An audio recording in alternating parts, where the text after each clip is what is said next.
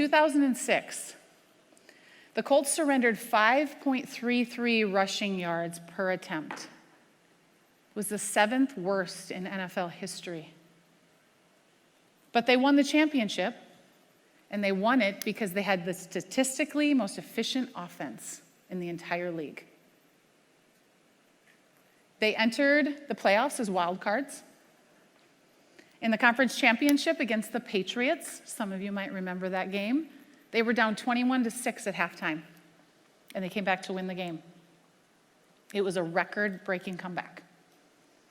In the Super Bowl, they were playing the Bears. Opening kickoff, the Bears returned a 92-yard return for a touchdown. They were down 30 seconds into the game.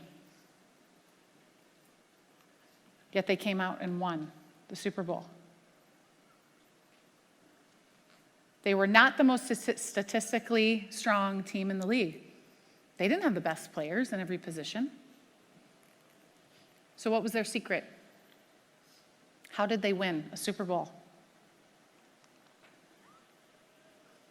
The huddle. Their secret was their strength, and they knew it.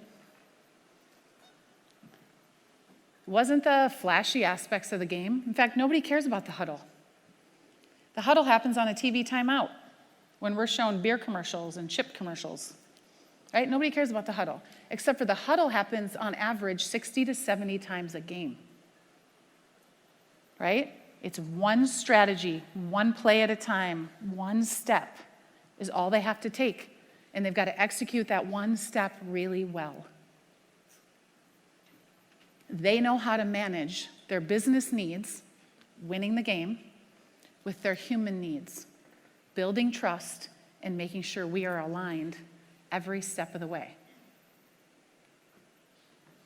They actually get performance reviews based on how they perform in the huddle. They have entire practices dedicated to just the huddle. They have a whole system for how they operate in the huddle, how they listen, how they make eye contact, how they treat each other, how they treat their leader in the huddle. They know what their strength is. They know what their strategy is too. They want to win a Super Bowl. But in the huddle, they're not focused on a Super Bowl win. They're focused on the next play and how they play as a team, how they win as a team. Do you know what your source of strength is in your organization? If you don't, you need to find out, because you have it. And that's how you bridge the gap. You don't build it on the way that they built it.